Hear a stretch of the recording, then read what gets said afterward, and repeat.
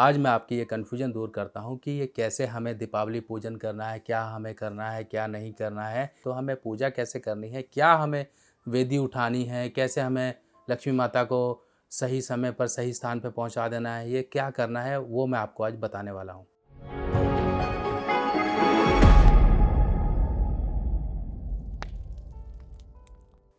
तो दोस्तों, दीपावली के दिन जो सूतक पड़ रहा है, यानी कि रात को 2 बजे के बाद और अगले दिन दीपावली के अगले दिन जो ग्रहण पड़ रहा है, इस चीज़ को लेके आप लोगों के काफ़ी कमेंट्स और मैसेजेस आ रहे हैं। आज मैं आपकी ये कन्फ्यूजन दूर करता हूँ कि ये कैसे हमें दीपावली पूजन करना है, क्या हमें करना है, क्या नहीं करना है।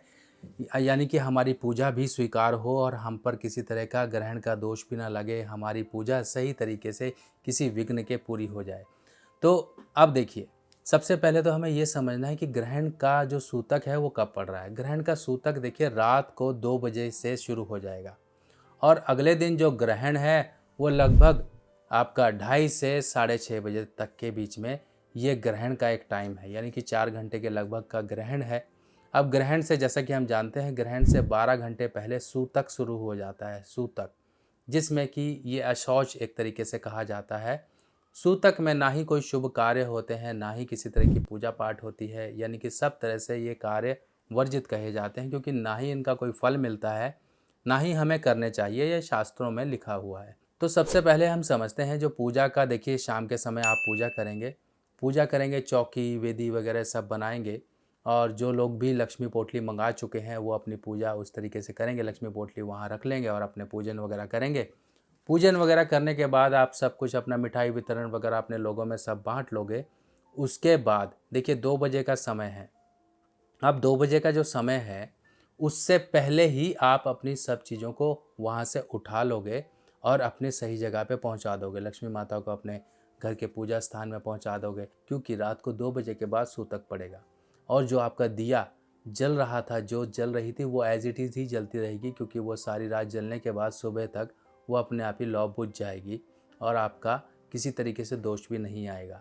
क्योंकि दिए आप उसके बाद आपने ये चीज़ें जल प्रवाह करनी है या किसी पेड़ के नीचे या सही स्थान पर पहुंचानी है, जो भी पूजा की सामग्री होती है। इन चीज़ों को कभी भी ऐसे मत फेंकिएगा कि इनका डिसरिगार्ड हो किसी तरीके से। अगर आपने ये सब कुछ किया तो किसी भी तरह की पूजा पाठ नहीं लगती है, क्योंकि आपने सिर्फ क्षण भर के लिए अपनी ज़रूरत, अपनी इच्छा अनुसार, अपनी इच्छा पूर्ति के लिए आपने पूजा की देवी देवताओं की। उसके बाद उनसे संबंधित सामग्री को आपने बेकदरी की और कहीं पर आपने फेंक दिया। ऐसा करने से दोष लगता है। हमेशा इन चीज़ों को या तो जल प्रवाह करें या फिर ऐसी जगह डाल कर आएँ जहाँ पर इनका निरादर ना हो। जैसे कि किसी पेड़ के नीचे आप डाल सकते हैं, कहीं ऐसी जगह डाल सकते हैं जहाँ पर लोग ना आते जाते हों, किसी का पैर ना पड़ता हो। कई जगह जल प्रवाह की फैसिलिटी नहीं होती है, तो वो लोग है ये काम कर सकते हैं। और जो भी आप कैलेंडर इस्तेमाल करें, देवी देवताओं की फ़ोटो या फिर आजकल तो रोली के पैकेट पर भी देवी देवताओं की फ़ोटो होती है या कुछ भी है, इनकी बेकदरी ना करें। इनको आप तरीके से फ़ोल्ड करें और इनको जल प्रवाह कर दें या फिर आप इनको कहीं सुरक्षित स्थान पर रख कर आएँ। अब देखिए, सूतक में जो होगा, सूतक का जितना भी असर होगा, यानी कि उससे पहले ही आपकी पूजा हो चुकी होगी, उससे पहले ही आपकी सामग्री जो भी होगी वो सही स्थान पे पहुंच चुकी होगी। जो आपने पोटली मंगाई है वो अपने रुपया पैसा रखने के स्थान पे रख दीजिएगा। लक्ष्मी माँ की मूर्ति अपने घर के मंदिर में स्थापित कर दीजिएगा।